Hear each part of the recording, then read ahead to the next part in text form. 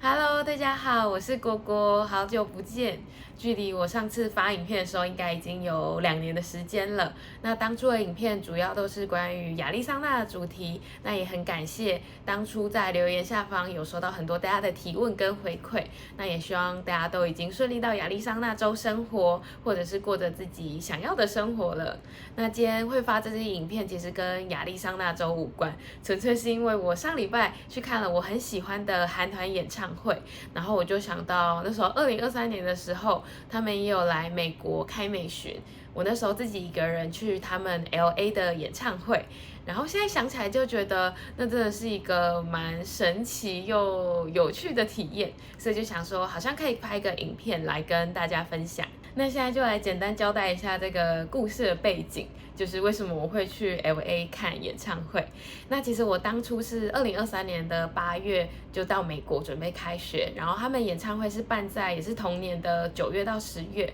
然后那时候其实我出发前我就知道他们要办在美国，他们有个美学，我就超级开心。我想说我去了美国还可以看到他们演唱会，真的很幸福，因为他们其实从来没有开过美巡，那算是他们第一次的美巡，我就觉得天哪，他们就想要跟着我巡。对，然后那时候我自己是想说，如果时间允许的话，我会想要每一场都去。对，但现实就是非常的残酷，就是我的学业不允许我跟着一起去，跟着一起巡，因为当时学业对我来说，其实课业蛮吃紧，对我来说压力还蛮大，而且那时候应该是有碰上期末考，所以我没有办法就是每一场都去，甚至我那时候想说，还是我就不要去了，因为主要还是课业为重嘛。对，但后来我看了一下时间表，就发现，其实我最适合去的好像是 LA 场，因为那时候刚好是考完试的当个周末，我就想说，那我好像可以去一下 LA 场。可是其实我当初最开始先排除的就是 LA 场，因为主要是我觉得那边人应该会最多，然后花的金钱应该也会是最多。我最想要去的其实是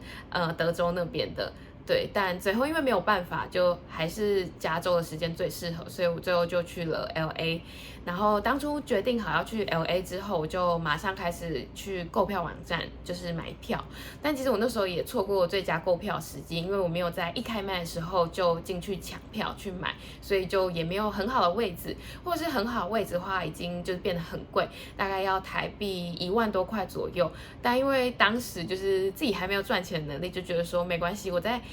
亚洲已经看过了，就是这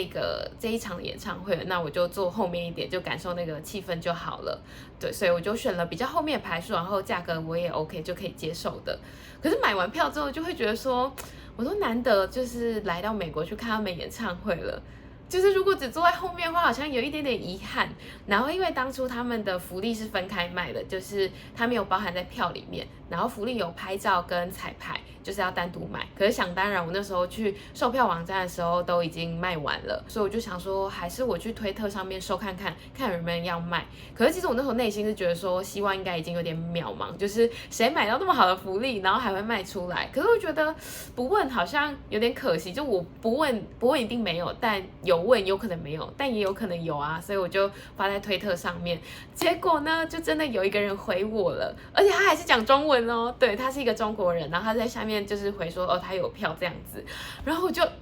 我一瞬间想说会是诈骗吗？可是觉得应该不会吧。然后反正我就速速联络他，然后确定好，然后他是真的有票，然后就我们已经就是达成共识，就是我要买他的，就是我要收他的福利之后呢，我们就也约好就是要一起去看演唱会，因为他是一个人去看演唱会的，所以就很幸运的，就是我也意外收获了一起去看演唱会的伙伴。那买到票跟收到福利之后呢，接下来就是要订机票跟住宿嘛。那机票的部分，我当初是订就是从 AZ 最早飞到 LA 的班机，因为他们出发是从 Denver 出发，所以我从 AZ 的话，想象上我应该会比他们更快到。然后呢，就想说这样我好像有机会可以接，毕竟我觉得他们在 Denver 前一天有表演，应该不可能跟我一样坐什么最早的班机到 LA， 所以我那时候就抱着是想要接的心，所以我就订了大概应该是早上7、8点从 AZ 出发，然后大概中午的时候到 LA。的那个班机，我就在那边等，想说应该有机会可以遇到他们，因为我想要送信给我很喜欢的一个成员，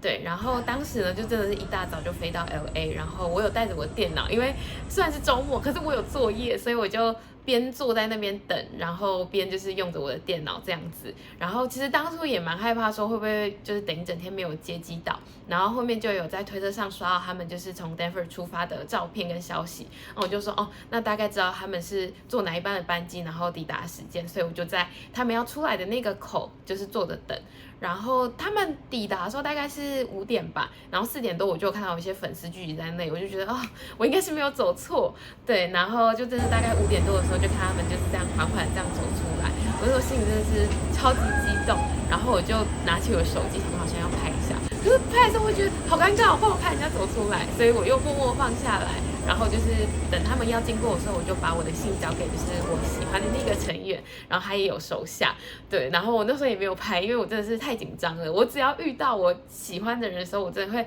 手足无措，就会觉得我任何一句话就是会变得非常的白痴，然后讲话的音调也会瞬间变得我听着就觉得好恶心，所以我就完全没有记录到，但是就是确实他是有收到我的信，然后也算是就是接机成功这样子。那接完机之后，其实大概也已经晚上5、6点了，我就想说天色也已经暗了，我就赶快回住宿的地方。所以我那时候就是坐巴士到市区，然后再叫 Uber 回到我住宿的地方。那其实那时候叫 Uber 的时候还有一个插曲，就是我那时候路其实没有很熟，所以我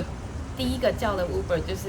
因为他停的地方我找不到，然后我们又沟通不良，所以他就放鸟我，我也放鸟他。然后我那时候住的话，其实我没有特别的去找，我纯粹就是在 Airbnb 上面看到一间我觉得还不错的胶囊旅馆，我就订了。但有一点要提醒大家的是，我觉得我当时真的是蛮没有就是危机跟安全意识的，我就纯粹看到我喜欢的就找。然后后来我去查一下才发现，我那个地点其实是不太推荐就是观光客去住的，可能治安相对来说没有那么好，就是不是大家首选就是旅游推荐住的地方。所以我觉得大家如果以后要去玩的话，建议还是可以上网查一下看有没有比较推荐住宿的地点，因为我那边比较算是 downtown 的南边，可能治安来说没有那么好。虽然当初就是住宿的地点没有选的那么好，但其实我真的超喜欢我住的那间胶囊旅馆的。我觉得第一个是就是一进去它的 vibe 就是暗暗的啊，我本来就是一个很喜欢暗暗的人，所以我那时候看到那个氛围，我就觉得哇，我真的是有选对，就是它照片跟它真实样子呈现其实是一样的感觉。然后第二个的话是，其实胶囊旅馆的老板人都超级好，就我那时候其实蛮晚才到，然后他就还特别带我，就是跟我说就是设施要怎么用，然后有什么东西，然后有需要什么要跟他拿。然后其实那时候我的英文也没有很好，如果他讲太快，其实我听不太懂。然后其实我没有特别问，可是他好像会感受出来，所以他就有刻意的放慢语速。然后也有问我说，我来这里干嘛？我跟他说我看演唱会，然后他还跟我小聊了一下。然后还有一次是我要去吃饭的时候，我不小心就是忘记那个密码就输不进去，然后他看到的话，他还有特别出来帮我。所以总结来说，其实我还蛮喜欢就是我当时选的那个住宿的。接下来就到了第二天，然后第二天的话我就起蛮早的，因为我想说我自己走去场馆就好，因为距离应该只有10到15分钟，然后它又在南加大的旁边而已。我想说那我好像可以顺便去逛逛校园，所以我那时候就一大早起来，然后沿路走。其实我是走到街边的时候，看到有些地方有点脏乱，才开始想说这个地方是其实没有很安全，但还好那时候其实还早，街上也没有任何人，所以我就蛮顺利的先到南加大。然后我去到一个地方，它应该叫做 USC Village， 反正应该就是很多就是学生住宿的地方，所以那边有很多很好吃的餐厅。在那个地方真的是可以感受到就是那种很青春洋溢学生的那种气氛，就大家都坐在那边吃饭啊，有些人是用自己的电脑边吃东西边跟朋友聊天。我那时候是点了一碗 yogurt bowl 吃，我觉得那一间真的是我吃过数1数2好吃的 yogurt bowl， 如果有机会再回去我会想要再吃。然后场馆其实就在那个 village 的旁边，所以我吃完之后我就走过去等，然后排队等彩排，因为它的彩排是要现场排队，然后越前面的人越早排，你就可以越早先进去。所以我那时候就大概12点多就到，然后就排队，然后就跟我的小伙伴也一起会合。接下来我们就是非常顺利的进去看彩排，然后不得不说那个彩排的位真的超级近，就是我其实排队的顺序没有很前面，可是我应该也是坐到了快前3排的位置吧，就是超级近，就是舞台上他看得到，我也看得到他清楚的脸庞，所以那时候真的看得超级开心的。可是彩排就是大概只有唱了3、4首歌嘛，所以快的时间过得特别快，所以就看完彩排之后呢，我们就在场馆内就是等正式开演入场这样子。但其实那时候看完彩排觉得好可惜哦，我应该要买最前面的票才对，管他那时候多少钱我都要把它花下去。然后在等待场馆的时候呢，它旁边就有卖那个周边，可是美国周边就是还蛮有美国感觉嘛，它就是卖衣服它就只有卖衣服跟手灯嘛。反正那时候我就看到那一系列衣服，在出发之前我就想说，我绝对不会买，因为那真的是不是我会穿的类型的。可是当时候在那边看到他们现场卖的时候，我觉得我被迷惑了，我就觉得说，哇，难得来了，我好像还是买一下好了。所以呢，我最后就还是买了一件，给大家看一下这件衣服。真的，我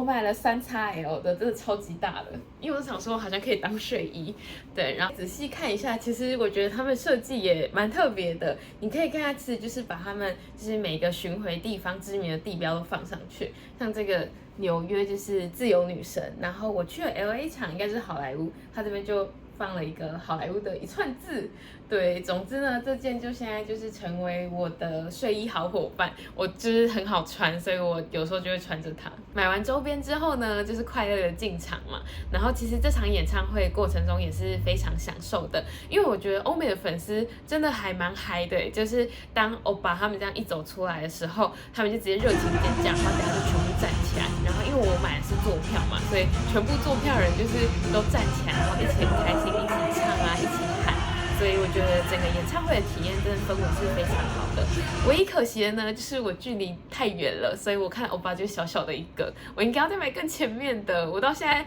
都还在后悔。对，反正呢就是很顺利的就看完了这个演唱会。然后其实隔天我的班机其实是下午的，所以我其实还有一段时间可以在 LA 就是逗留，然后玩耍一下。然后跟我一起玩的姐姐就人很好，她就问我说，那我们要不要就是隔天可以一起吃饭，然后去逛逛，然后最后我再回机场。我就觉得超级感动，因为我觉得我们一生可能就只见了这一次，但是她却愿意来载我，然后可能跟我一起吃个饭，一起玩，然后聊天。所以隔天我们就去了一间还蛮有名的韩国咖啡厅，然后买了咖啡，然后再去吃韩餐，最后去逛街，还拍了就是人生4格，这我觉得就是很幸福的回忆之一。那会想要分享这一段故事给大家，其实是我上周刚看完了 iKON 的演唱会，所以在翻阅那些片段的过程中，我就想到我2023年其实自己有一个人去 LA 看了他们的演唱会，然后现在回想起来会觉得那一趟旅程比我想象中的还要特别。那我觉得那段旅程有很多幸福的瞬间，那并不只是去看了演唱会，见到了想见的人，或者是我很开心收到了福利跟彩排之类等等的。我觉得快乐幸福的瞬间，还有就是吃到很好吃的 Yogurt Bowl， 然后住到了自己很喜欢的胶囊旅馆，然后认识了很好的姐姐。对，我觉得这些都是构成我这趟旅程很多幸福的瞬间，所以我就想要把它记录下来，分享给大家，还有留给自己一个纪念，也算是我2023年的高光时刻之一了吧。对，希望每一个追星人都会追星的非常快乐跟顺利幸福。就这样啦，拜拜。